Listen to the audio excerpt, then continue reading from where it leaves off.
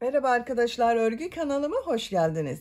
Minik kız bebeklerimiz için hem örgüsü kolay hem de güzel tığ işi bir elbise yaptım. Bugün bu elbise anlatımını sizlerle paylaşmak istiyorum. Elbisenin örgüsü hem çok kolay hem de çok güzel, bakın. Yuvarlak yaka çalışması yaptım yakada arkadaşlar. Bakın bu şekilde minik kızlarda yuvarlak yaka çalışmasını ben çok seviyorum. Arkadan düğmeli yaptım. 2 düğme yaptım, bakın arkaya giydirip çıkarması kolay bu elbiseyi. Uzun kollu ve güzel oldu, bakın. Elbise örgüsüne yakadan zincir yaparak başlıyoruz. Ben bugün bu elbise anlatımını 3-6 aylık bebek ölçüsüne göre yapıyorum. Ama bebeğiniz kilolu olmazsa 6 aylık bebek de çok rahat kullanabilir. Siz 6 aylık bebek, 6-12 aylık bebek için yapmak istiyorsanız benimle aynı sayıda yapabilirsiniz. Sadece bu arttırma sırasını benim yaptığımdan 1 veya 2 sıra fazla yaparsanız yaptığınız elbisenin ölçüsü daha büyük olacaktır arkadaşlar. Yeni doğan bebek için yapacaksanız da bu başlama zincirini benim yaptığımdan 6-7 zincir eksik yaparsanız küçük ölçüde olur. Elbise örgüsünde iplik olarak pembe ve beyaz renk kullanmayı tercih ettim. Bakın bu şekilde bir pembe renk iplik kullandım. 100 gram 330 metre yazıyor arkadaşlar iplik üzerinde. Bu iplikten bir yumak iplik yeterli. Beyaz renk iplik kullandım, bakın yine aynı bu 100 gram 330 metre yazan iplikten bir yumak da beyaz iplik ihtiyacımız var. Beyaz iplik bir yumak bitmiyor. Tığ olarak 5 numara 3 milimetre tığ kullandım. Benim elim çok sıkı değil. Yaptığım örgüler yumuşak oluyor arkadaşlar. Sizin eliniz sıkıysa benimle bu 3 milimetre tığ kullanırsanız yaptığınız örgü hem çok sert olur ve benim yaptığım ölçüden küçük olur.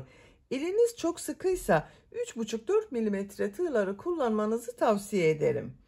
Bu elbiseye takım yapmak isterseniz bakın çok güzel örgü ayakkabı yaptım bu şekilde.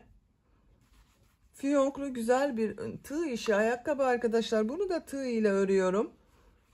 Bu şekilde tığ ile ördüm. Buna takım olarak yine çok güzel saç bandı var. Bakın. Ve elbisenin altında giydirilmek için bu şekilde bakın kilot çalışması yaptım. Bu da tığ işiyle yaptım arkadaşlar. Çok güzel ve kolay bir model bu da. Siz de bunun gibi güzel bir takım yapmak isterseniz bu örgülerin olduğu YouTube linklerini izlediğiniz bu elbise videosunun açıklama bölümüne ekliyorum. Siz elbise videosunun açıklama bölümünde bulunan ilgili linklere tıklarsanız bunun gibi güzel bir takım yapabilirsiniz. Biz bugün bu güzel ve kolay elbiseyi yapacağız arkadaşlar. Bel örgüsünün bakın buraya kurdale takmayı tercih ettim. Siz tercihinize göre bunu takmadan da kullanabilirsiniz. Başka kordonlar da takabilirsiniz. Örgüye başlamadan önce ölçülerini söylüyorum, fikriniz olsun. Kol altının buradan gövde genişliğini ölçüyorum. 24 santimetre. Yüksekliğini ölçüyorum. 23 santimetre. Kol yüksekliğini ölçüyorum. 14 santimetre. Bu ölçüde 3-6 aylık bebek için güzel bir ölçü arkadaşlar. Standart beden ölçüsüne göre. Sizin bebeğinizin kilosuna göre değişebilir. İplik tığ hazırlayalım. Hep birlikte bu güzel ve kolay elbise örgüsüne başlayalım. Örgü kanalıma abone değilseniz abone olmayı unutmayın lütfen. Örgü kanalıma abone olmak ücretsiz. Örgü kanalıma ücretsiz abone olup orada bulunan zil şeklini dokunarak açık yaparsanız kanalıma video yüklediğim zaman ilk önce size bildirim gelir. Örgülerimden herkesten önce sizin haberiniz olur. İzlediğiniz videolarıma beğeni ve yorumlarınızı yaparsanız çok sevinirim arkadaşlar. Hepinize kolay gelsin. İyi çalışmalar.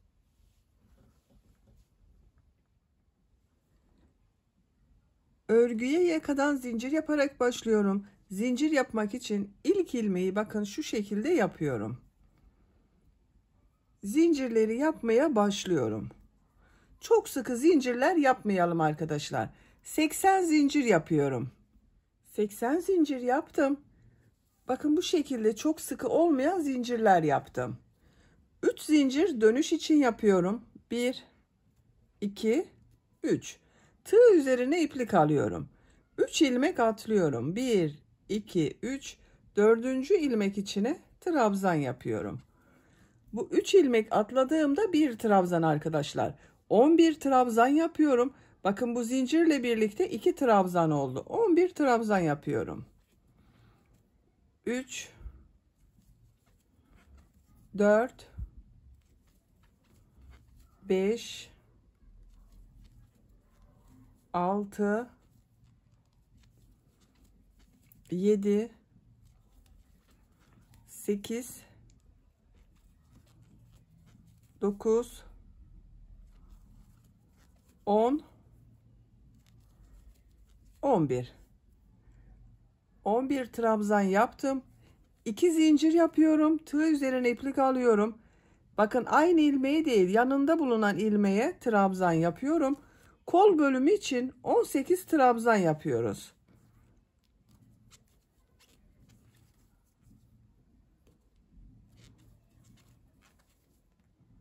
Bakın 3 trabzanı yaptım. 18 trabzanı tamamlayalım.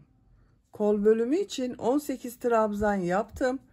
2 zincir yapıyorum. Tığ üzerine iplik alıyorum. Diğer ilmek içine trabzan yapıyorum. Diğer ilmekleri de trabzan yaparak devam ediyorum. 22 trabzan yapalım. 22 trabzanı yaptım. 2 zincir yapıyorum. Diğer kol bölümü için 18 trabzan yapıyorum. Bakın bu kolda 18 trabzan yaptım. Bu kol içinde 18 trabzan yapıyorum. Diğer ilmeğe trabzanı yapıyorum.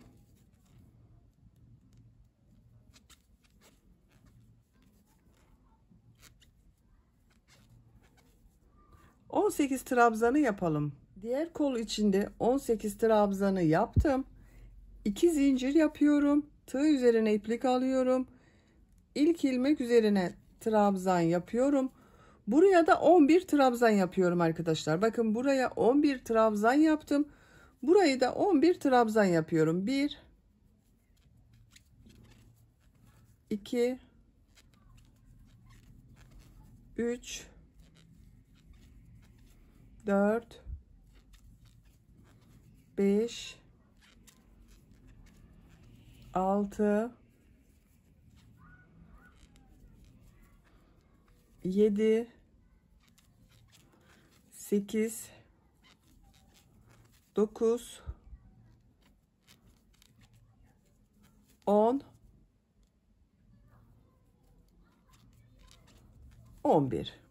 11 trabzan yaptım. Bakın arkadaşlar, bu sırada yaka ayrımlarını yaptım. Buralara 11 trabzan yaptım. Kol için 18 trabzan yaptım. Bunun ikisinin toplamı olan buraya da 22 trabzan yaptım. Siz bunu yeni doğan bebek için yapıyorsanız buraları 9 trabzan yapabilirsiniz. Bunun toplamı olarak burayı 18 trabzan yapabilirsiniz. Bu kol bölümlerini de 12-13 trabzan olarak yapabilirsiniz. Daha büyük çocuk için yapacaksanız da buraları kaç trabzan yaptıysanız buraya yaptığımız trabzanı 2 katı yapacaksınız arkadaşlar. 12 trabzan yaptıysanız burayı 24 trabzan, kol bölümünde 20-22 trabzan yapabilirsiniz. Şimdi ikinci sıradayız. Bir zincir yapıyorum, örgüyü çeviriyorum. İlk ilmek üzerine trabzan yapıyorum. Diğer ilmekleri de trabzan yaparak devam ediyorum. Bu arttırma yapacağımız 2 zincire kadar devam edelim. Arttırma yapacağım yere kadar bakın trabzanları yaptım. 11 trabzan yaptım buraya arkadaşlar. Tığ üzerine iplik alıyorum. Bu arttırma yerine bir trabzan, 2 zincir, bir trabzan yapıyorum.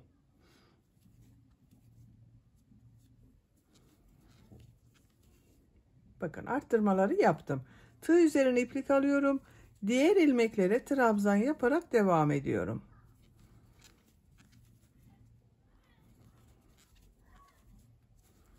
Arttırma yerine kadar devam edelim. Diğer arttırma yerine kadar trabzanları yaptım. Buraya bir trabzan, 2 zincir, bir trabzan yapıyorum.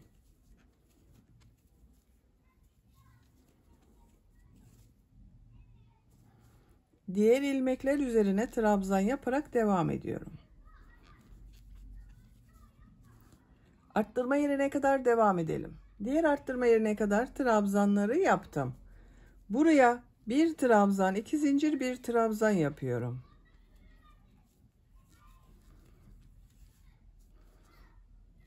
İlmekler üzerine trabzan yaparak devam ediyorum. Buraya kadar devam edelim.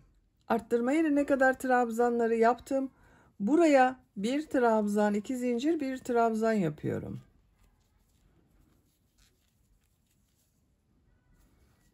Diğer ilmeklere trabzan yaparak devam ediyorum. Sıra sonuna kadar devam edelim. Sıra sonuna kadar tamamladım. Son ilmeği bir önceki sırada 3 zincir atlayarak yaptığım bir trabzan vardı. Bunun son zincir üzerine bakın tığ takıyorum, trabzan yapıyorum. 2 sırayı tamamladım arkadaşlar. Görüntü olarak bakın bu şekilde oldu. 3. sıradayım. 3. sırada pembe renkli iplik ile bir sıra sık iğne yapıyorum.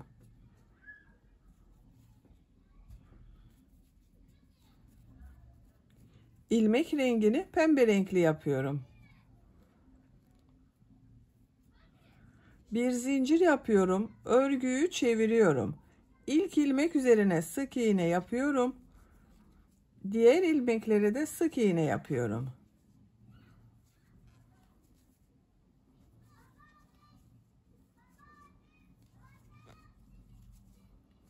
Arttırma yerine kadar devam edelim. Arttırma yerine kadar bakın sık iğneyi yaptım.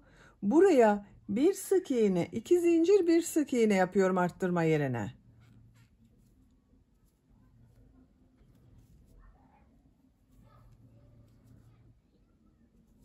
Diğer ilmeklere birer defa sık iğne yapıyorum.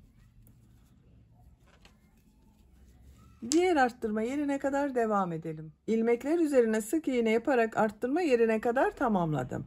Arttırma yerine bir sık iğne, 2 zincir, bir sık iğne yapıyorum. Diğer ilmeklere birer defa sık iğne yapıyorum. Bu arttırma yerinde de bir sık iğne, 2 zincir, bir sık iğne yapalım. Diğer ilmeklere birer defa sık iğne yapalım.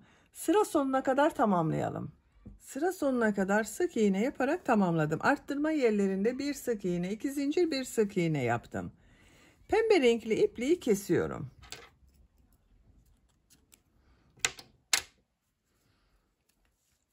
Dördüncü sıradayım. Dördüncü sırada beyaz renkli iplik ile trabzan sırası yapıyorum. Bakın beyaz renkli ipliği burada bekletiyordum. Bu ilk ilmeğe tığı takıyorum. Beyaz renkli ipliği ilmek yapıyorum bakın burada. Bir zincir yapıyorum. Tığ üzerine iplik alıyorum. İlk ilmek üzerine trabzan yapıyorum. Diğer ilmeklere trabzan yaparak devam ediyorum. Trabzan sırası yapıyoruz. Arttırma yerine kadar devam edelim. Arttırma yerine kadar trabzanı yaptım. Bu arttırma zincirinin üzerine bir trabzan, 2 zincir, bir trabzan yapıyorum. Diğer ilmeklere birer defa trabzan yapıyorum. Bakın arkadaşlar. Arttırma yerlerinde bir trabzan, 2 zincir, bir trabzan yapalım. Diğer ilmeklere birer defa trabzan yapalım. Bu trabzan sırasını 2 sıra yapalım. Daha sonra tekrar pembe renkli sık iğne yapacağız arkadaşlar. 2 sıra beyaz trabzan sırasını tamamlayalım. 2 sıra trabzanı tamamladım arkadaşlar bakın. Bu arttırma yerlerinde yine bir trabzan, 2 zincir, bir trabzan yaptım. Pembe renkli sık iğne yaptığım sıradayım. İlmek rengini pembe renkli yapıyorum. Bir zincir yapıyorum. Örgüyü çeviriyorum. Bak beyaz ipliği burada bekletiyorum. İlk ilmek üzerine sık iğne yapıyorum. Diğer ilmekleri sık iğne yaparak devam ediyorum.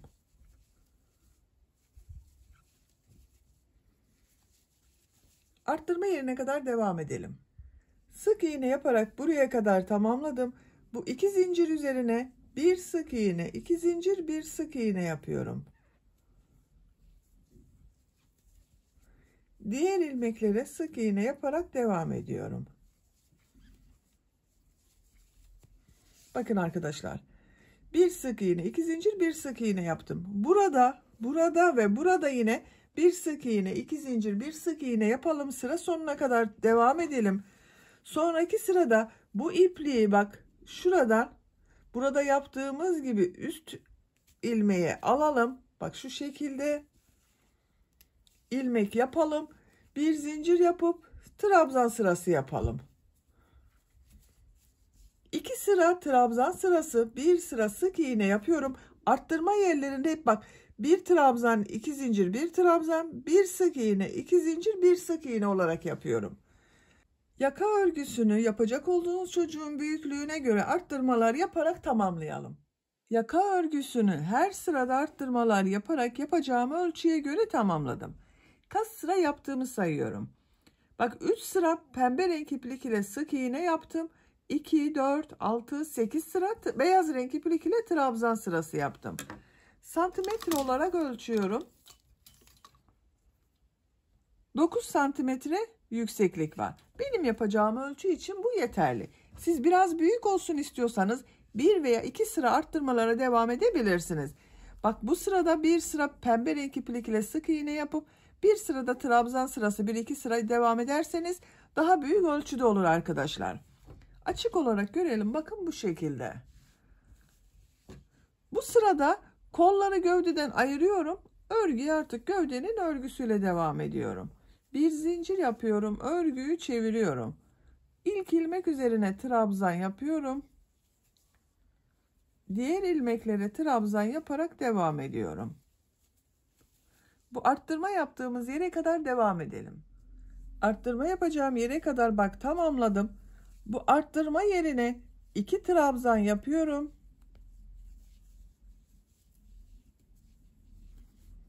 Bir zincir yapıyorum. Kolda bulunan bütün ilmekleri atlıyorum. Bu arttırma yerine 2 trabzan yapıyorum.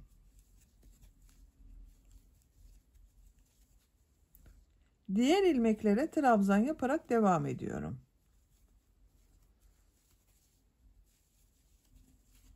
Bak, bir zincir ile ön ve arka bölümü burada birleştirdik arkadaşlar. Kol altının görüntüsü böyle. Buraya kadar devam edelim. Arttırma yapacağım yere kadar bak trabzanları tamamladım. Bu arttırma yerine yine 2 trabzan yapıyorum.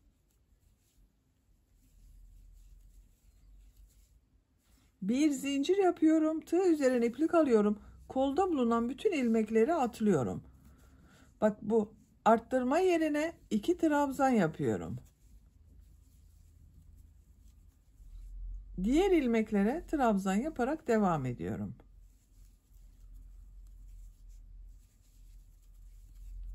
Bak kol altının görüntüsü böyle arkadaşlar.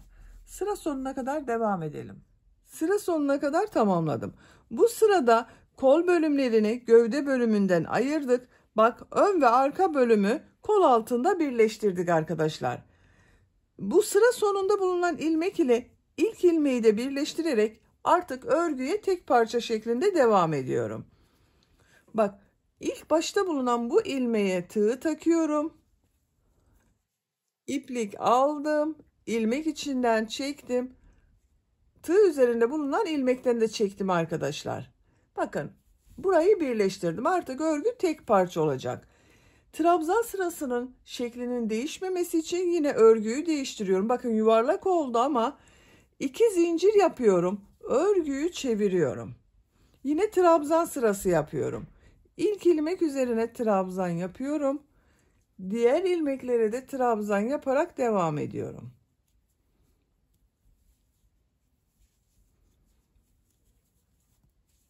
Bakın bir sıra daha trabzan sırası yapacağız. Her ilmeğe birer defa trabzan yapalım. Bakın bu kol altında bulunan ilmeğe de bir trabzan yapıyoruz. İsterseniz buraya 2 trabzan da yapabilirsiniz arkadaşlar. Biraz geniş olsun derseniz bu kol altında bulunan ilmeğe 2 trabzan yapabilirsiniz. Sıra sonuna kadar devam edelim.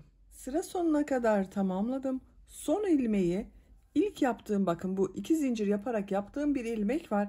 Bununla ilmek kaydırma yaparak birleştiriyorum. Beyaz ipliği kesiyorum.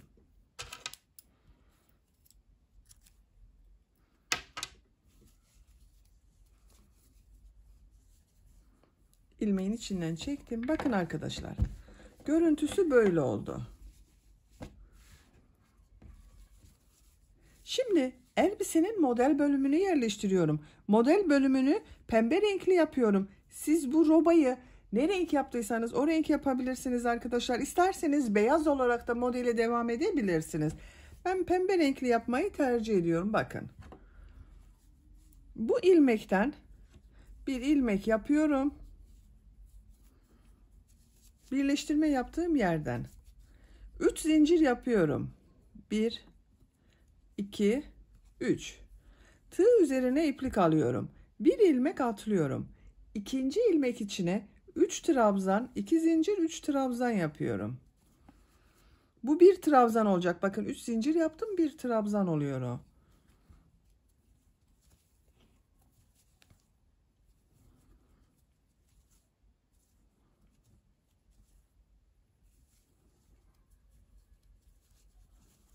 Aynı ilmek içine 3 trabzan, 2 zincir, 3 trabzan yapıyorum. Tığ üzerine iplik alıyorum. Bir ilmek atlıyorum. İkinci ilmeğe bir trabzan yapıyorum. Tığ üzerine iplik alıyorum. Bir ilmek atlıyorum. İkinci ilmeğe burada yaptığım gibi 3 trabzan, 2 zincir, 3 trabzan yapıyorum.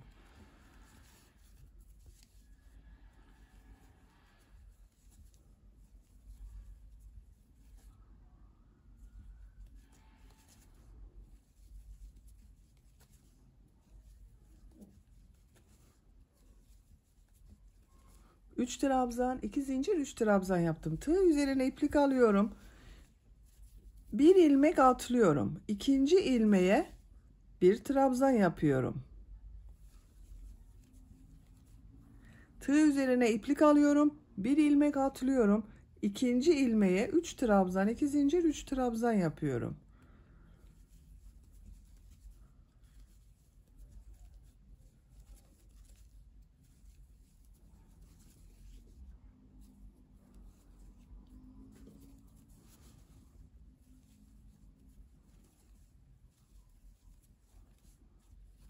Tığ üzerine iplik alıyorum. Bir ilmek atlıyorum.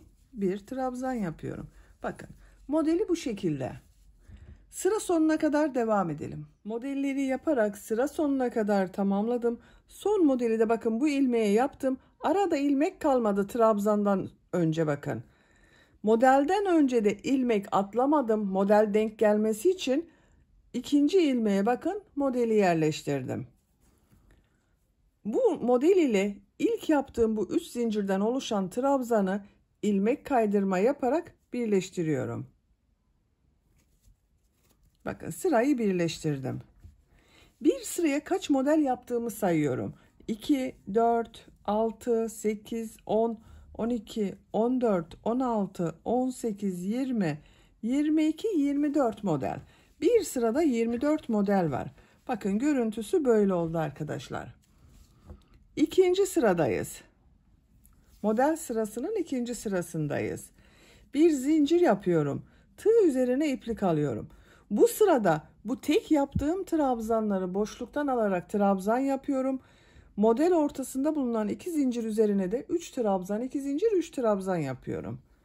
Bakın bu ilk 3 zincir yaparak yaptığım trabzanı şu şekilde tığı boşluğa takıyorum. İlmek aldım. Trabzan yapıyorum. Çok sıkı yapmıyorum bu trabzanı. Tığ üzerine iplik alıyorum. Model ortasına 3 trabzan, 2 zincir, 3 trabzan yapıyorum.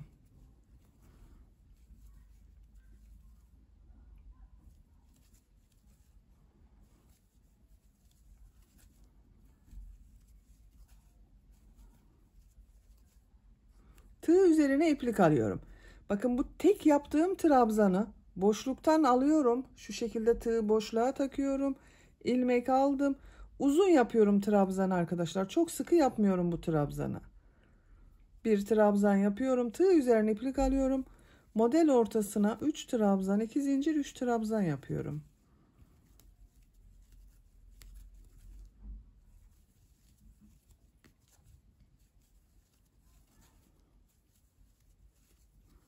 İkinci modeli yaptım. Tığ üzerine iplik alıyorum. Bu trabzanı boşluktan alıyorum. trabzan yapıyorum. Model ortasına 3 trabzan, 2 zincir, 3 trabzan yapıyorum.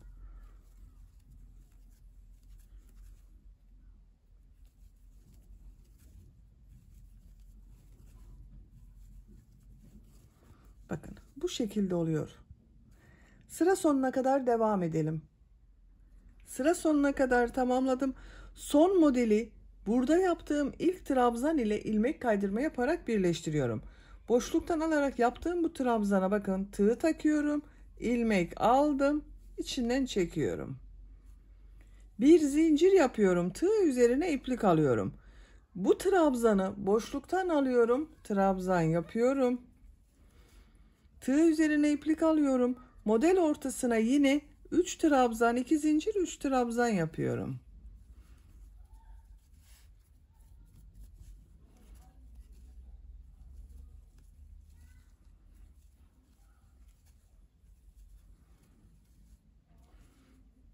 Bu trabzanı boşluktan alıyorum, trabzan yapıyorum. Bakın bunu uzatarak yapıyorum arkadaşlar. Diğer model ortasına da 3 trabzan, 2 zincir, 3 trabzan yapıyorum.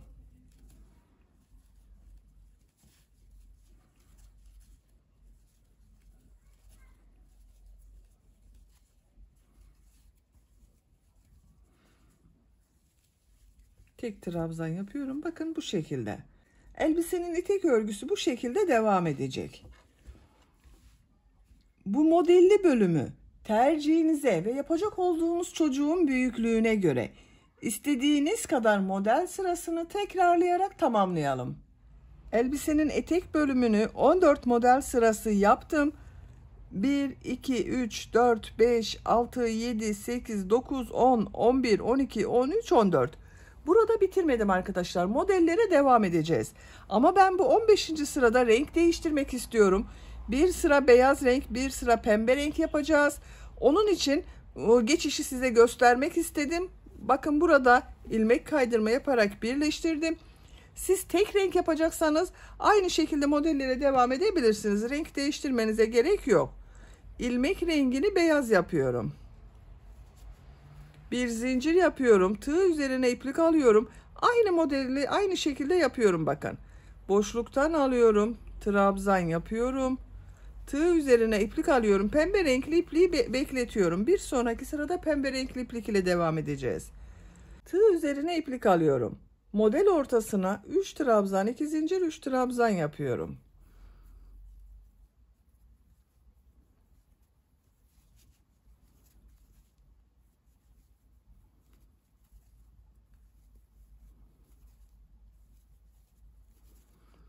Bu tek trabzanı boşluktan alıyorum, trabzan yapıyorum.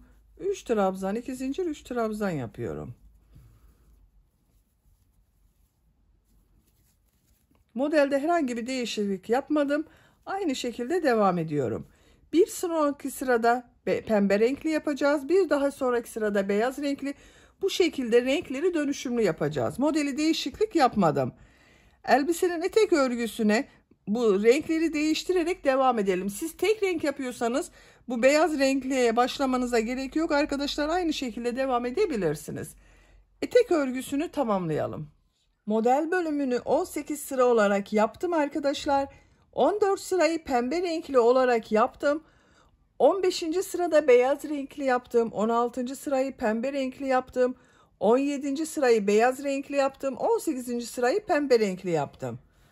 İlmek kaydırma yaparak bakın sıra sonunda birleştirdim. Pembe renkli ipliği kesiyorum burada.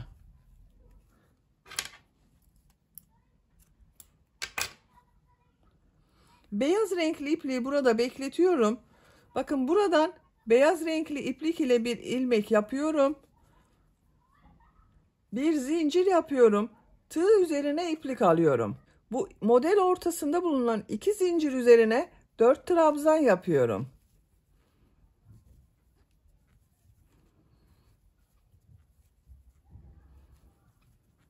4 trabzanı yaptım. 2 zincir yapıyorum. Bakın bu en son yaptığım trabzanın şu ilmeğe tığ takarak minik bir pıtırcık model yapıyorum. Bu 2 zincir üzerine 4 trabzan daha yapıyorum.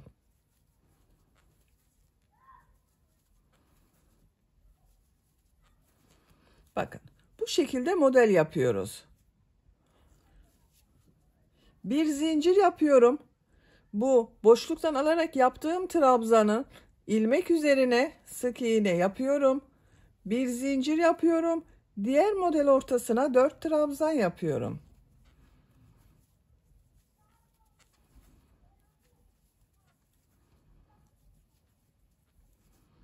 İki zincir yapıyorum. Bakın bu en son yaptığım trabzanı ilmeğe tığ takıyorum. Tekrar gösteriyorum arkadaşlar. Bakın şu ilmeğe tığ takıyorum. İlmek aldım. Sık iğne yapıyor gibi yaptım. Buraya minik bir pıtırcık yaptım. Tığ üzerine iplik alıyorum. Buraya 4 trabzan daha yapıyorum.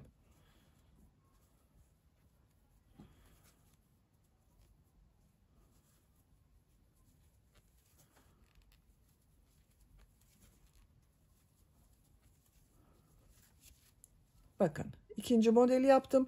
Bir zincir yapıyorum. Bu tek trabzan üzerine sık iğne yapıyorum. Bir zincir yapıyorum. Diğer modele 4 trabzan yapıyorum. Bakın bu şekilde model oluşuyor. Pıtırcıklı model. Sıra sonuna kadar devam edelim. Modelleri sıra sonuna kadar yaptım. Bir zincir yapıyorum.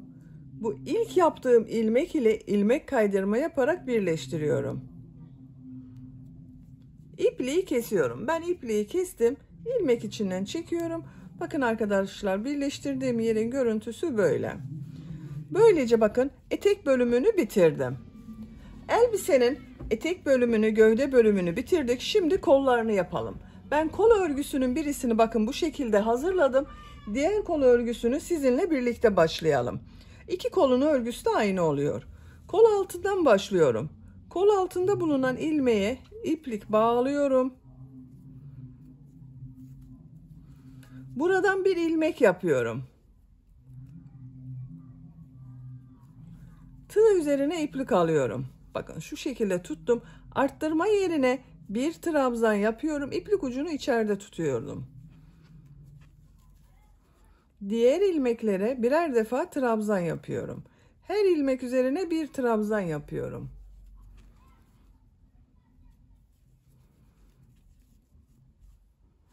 Sıra sonuna kadar devam edelim. Sıra sonuna kadar yaptım. Bu arttırma yerine bir trabzan yapıyorum. Sıra başında da aynı yaptım bakın arkadaşlar. Son yaptığım ilmeği bu ilmek ile ilmek kaydırma yaparak birleştiriyorum. İlk yaptığım ilmek ile. Bakın kol altının görüntüsü böyle oldu.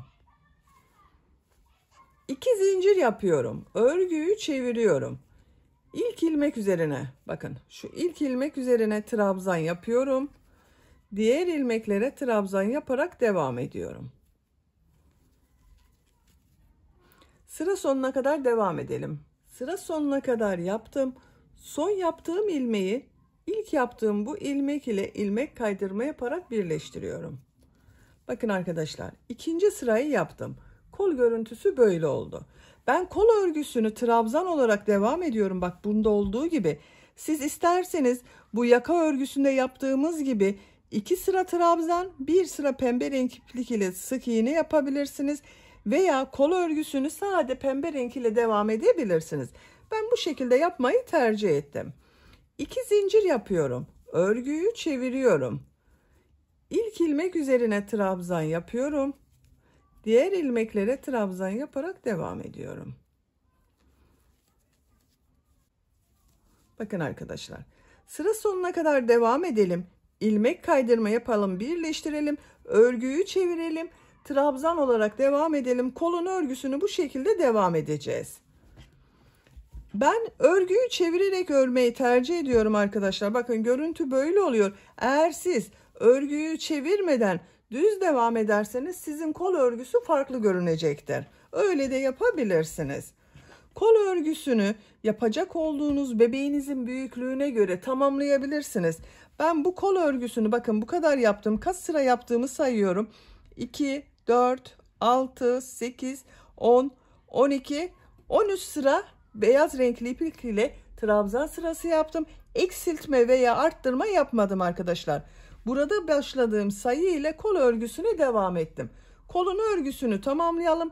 bu bilek bölümünü sizinle birlikte yaparız. Kol örgüsünü 13 trabzan sırası olarak yaptım. 1, 2, 3, 4, 5, 6, 7, 8, 9, 10, 11, 12, 13. Ben diğer kol örgüsünde 13 trabzan sırası yaptım. Sonra bu bileklik bölümünü yaptım. Pembe renk iplik ile yapmadan önce bir sıra beyaz renk iplik ile sık iğne yapacağız. Aralarda kesmeler de yapacağız arkadaşlar. Bakın. Bu şekilde genişlik var. Biraz dar olacak kol ucu. En son ilmek kaydırma yaparak sırayı birleştirdim. Bir zincir yapıyorum. Örgüyü çeviriyorum. İlk ilmek üzerine sık iğne yapıyorum. Bir ilmek atlıyorum.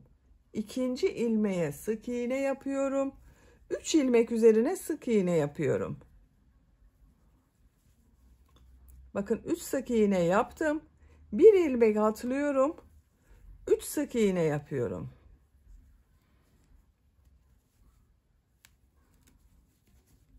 Bir ilmek atlıyorum. 3 sık iğne yapıyorum.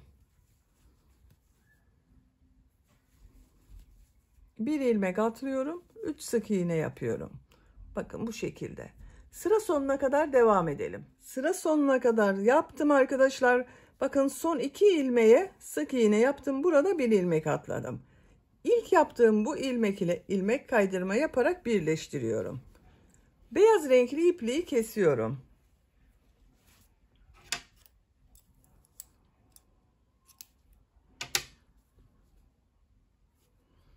Bakın. Arada atlamalar yaptım. Kol ucu biraz toparladı bakın.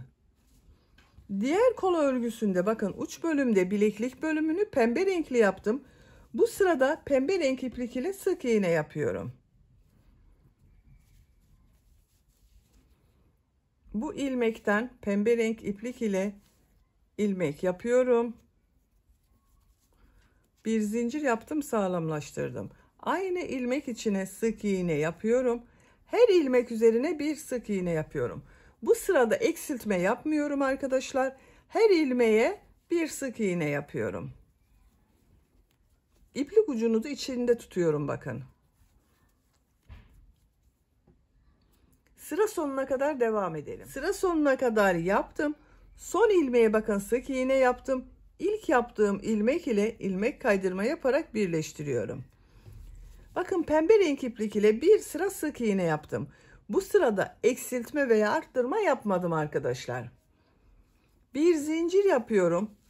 İlk ilmek üzerine sık iğne yapıyorum. Diğer ilmeklere sık iğne yaparak devam ediyorum. Sıra sonuna kadar devam edelim. Sıra sonuna kadar tamamladım. Son ilmeği ilk ilmek ile ilmek kaydırma yaparak birleştiriyorum. 2 sıra pembe renk iplik ile sık iğne yaptım. Bakın görüntüsü böyle oldu arkadaşlar. Ben bir sıra daha sık iğne yapmak istiyorum. Ama siz tercihinize göre burada bitirebilirsiniz. 2 sıra yeterli olabilir. Bir zincir yapıyorum. Aynı ilmek içine sık iğne yapıyorum. Diğer ilmeklere sık iğne yaparak devam ediyorum. Sıra sonuna kadar devam edelim. Sıra sonuna kadar tamamladım. Son ilmeği ilk ilmek ile ilmek kaydırma yaparak birleştiriyorum. İpliği kesiyorum.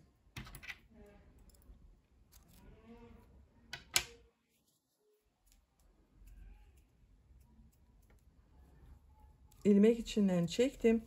3 sıra sık iğne yaptım arkadaşlar. Pembe renk iplik ile bakın. 1, 2, 3. Bir sırada beyaz renkli iplik ile yaptım. Bileklik bölümü bu şekilde yeterli görüyorum. Siz isterseniz bir sıra daha sık iğne devam edebilirsiniz tercihinize göre. Veya 2 sırada yapabilirsiniz. Bakın kol örgüsünü tamamladık. Diğer kolun örgüsünde bu kol örgüsünü başladığınız gibi başlayıp tamamlayabilirsiniz. Şimdi elbisenin yakasını yapalım. Yakasını yapmadan önce bu arka bölümde sık iğne ve buraya da düğme için düğme ilikleri yapmak istiyorum. Bakın bu ilk ilmekten başlıyorum.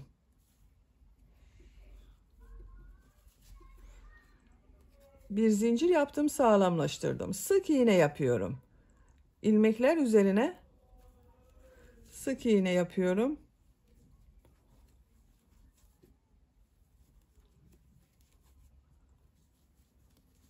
Her trabzan sırasına 2 sık iğne yapabilirsiniz. Bu pembe renk ile yaptığımız sık iğneye de 1 sık iğne yapabilirsiniz arkadaşlar. Bakın bu şekilde. Buraya kadar devam edelim. Buraya kadar sık iğneleri yaptım arkadaşlar. Bakın görüntü böyle oldu. Diğer tarafta da sık iğneler yapıyorum. Buraya sık iğne yaparken düğme iliği yapacağız arkadaşlar. Birisini bu ortaya, bir diğerinde yaka başlangıcına. Diğer tarafa bakın, son ilmeğe sık iğne yaptım. Diğer taraftan da ilk ilmeğe sık iğne yapıyorum.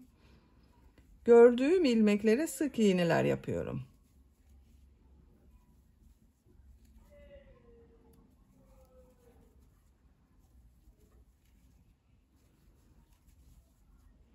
Bakın bu ilmeğe sık iğne yapıyorum. Düğme iliği için 6 zincir yapıyorum. 6 zinciri yaptım. Aynı ilmeğe sık iğne yapıyorum. Bakın bu şekilde bir düğme iliği oldu. Ben bugün bu şekilde ince bir düğme dikiyorum bu elbiseye arkadaşlar. Bakın düğmenin geçeceği şekilde. Siz daha büyük düğme kullanıyorsanız bunu 7 zincir yapabilirsiniz. Diğer ilmeklere sık iğne yaparak devam ediyorum.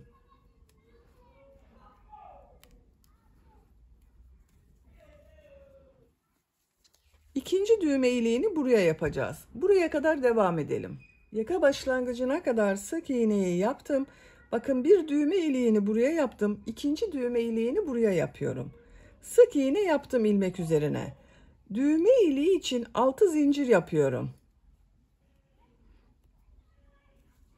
Aynı ilmek içine sık iğne yapıyorum. İkinci düğme iliğini buraya yaptım. Sık iğne yapıyorum bu ilmeğe. Yaka çevresinde sık iğne yaparak devam ediyorum. Bakın ilmekler üzerine sık iğneler yapıyorum.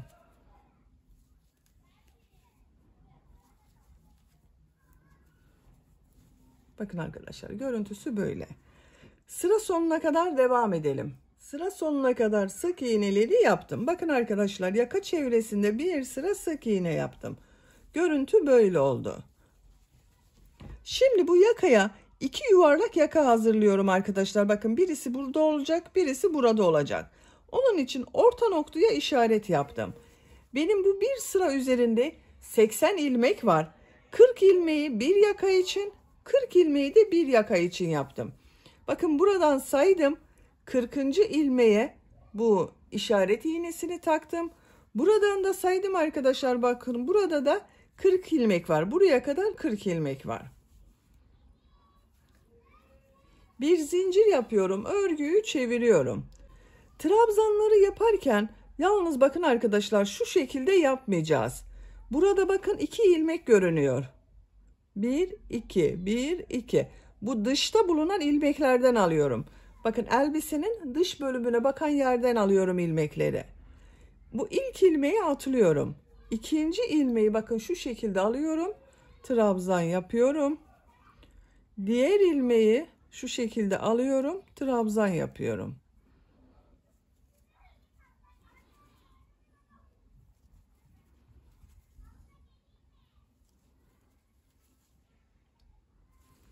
Bu işaret yaptığım yere kadar, bakın bu ilmeğe kadar trabzanları ilmeklerden alarak yapalım.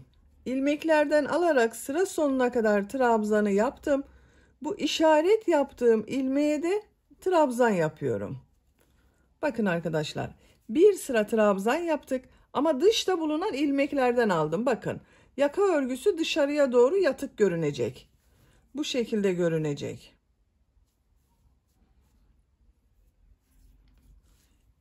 Bir zincir yapıyorum, örgüyü çeviriyorum. İlk ilmeği atlıyorum. Bakın bu ilmeği atlıyorum. İkinci ilmeğe trabzan yapıyorum. Diğer ilmeklere trabzan yaparak devam ediyorum. Bu ilk ilmeği arkadaşlar yakaya yuvarlak görüntü yapabilmek için atladık. Sıra sonuna kadar devam edelim. Sıra sonuna kadar tamamladım. Bir zincir yapıyorum. Örgüyü çeviriyorum. İlk ilmeği atlıyorum. İkinci ilmeğe trabzan yapıyorum. Diğer ilmekler üzerine trabzan yapıyorum.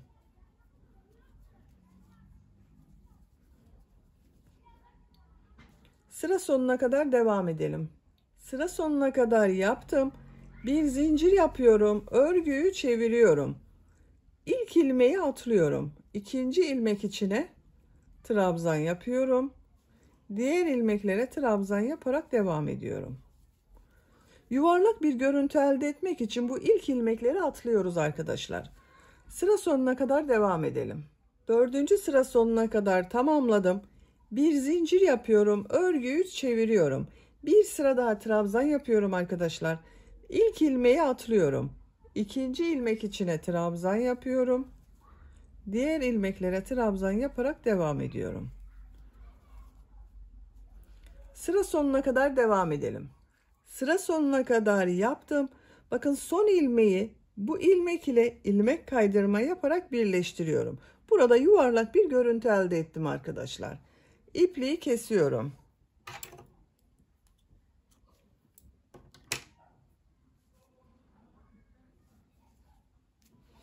Bakın. Birisini bitirdim. Bu şekilde oldu. Şimdi diğer yaka örgüsünü yapacağız.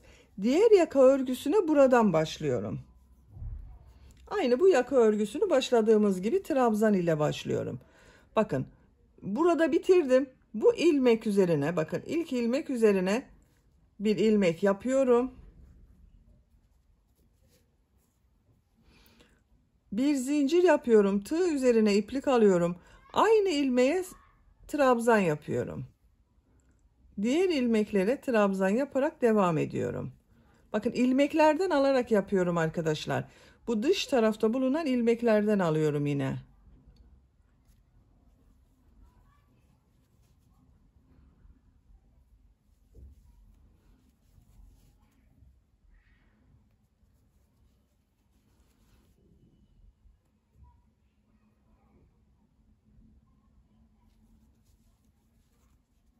Bakın bu şekilde.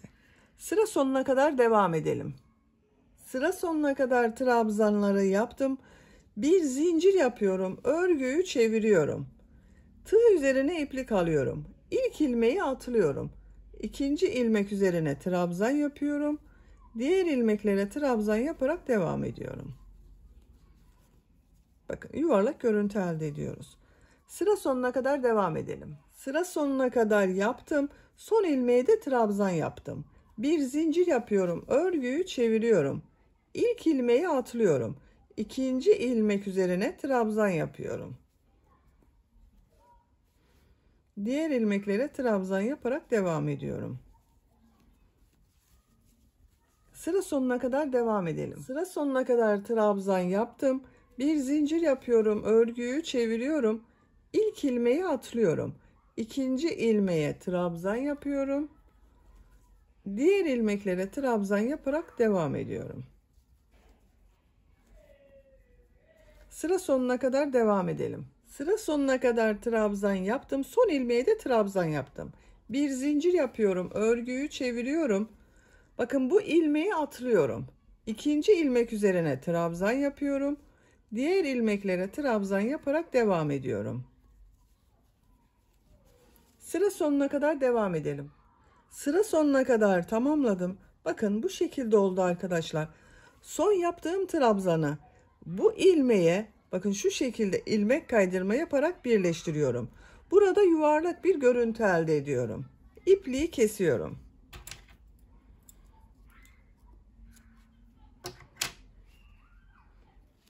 Bakın bu yaka örgüsünü de tamamladım.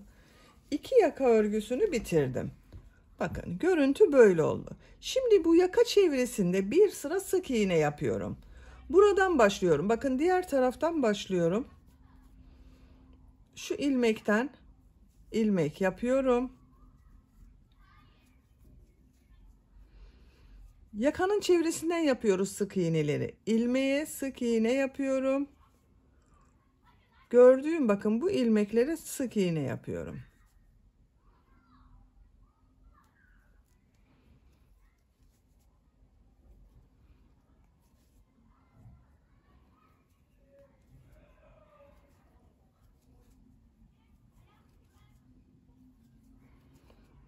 Bakın köşede de aynı şekilde sık iğne yaparak devam ediyorum. Buraya kadar kadar devam edelim. Burada diğer yakaya geçişi göstermek istiyorum arkadaşlar. Sık iğne yaparak bakın iki yakanın birleşim yerine kadar yaptım arkadaşlar. Burada diğer tarafa geçeceğiz. Oraya geçmek için bakın bu ilmeğe ilmek kaydırma yapıyorum. Sık iğne yapmadım, ilmek kaydırma yaptım. Diğer yakanın bu ilmeğe ilmek kaydırma yapıyorum. Burası düzgün göründü bakın. Diğer ilmeklere sık iğne yaparak devam ediyorum.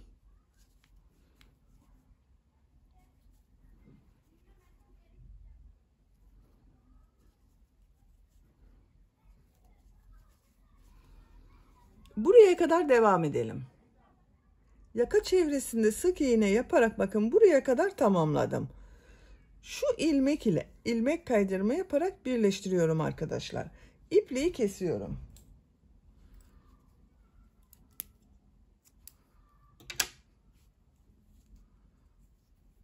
Bakın yakanın örgüsünde bitirdik. Elbise örgüsünde böylece bitirmiş oldum. Bakın çok güzel oldu yaka arkadaşlar. Yuvarlak yakalı bir elbise yaptım. Arka görüntüsüne bakalım bu şekilde. Buraya bakın arkada aynı yuvarlak oldu arkadaşlar. Buraya 2 tane düğme dikeceğiz. Bakın bu düğme iliği yaptığım yerlerin karşısına düğmelerini dikerek kullanacağız. Güzel kışlık bir elbise yaptım. Bitmiş olarak size ölçülerini söylüyorum. Kol altının buradan gövde genişliğini ölçüyorum. 24 santimetre. Yüksekliğini ölçüyorum. Kol altından etek yüksekliği 23 santimetre. Kol yüksekliğini ölçüyorum. 14 santimetre. Ben bugün bu elbiseyi 3 aylık bir bebek için yaptım arkadaşlar. Çok şirin oldu bakın. Etek bölümü de ayrı güzel oldu. Çok şirin bir elbise yaptık. Beni dinlediğiniz ve izlediğiniz için hepinize çok teşekkür ederim. Örgü kanalıma abone değilseniz abone olmayı unutmayın lütfen. Örgü kanalıma abone olmak ücretsiz.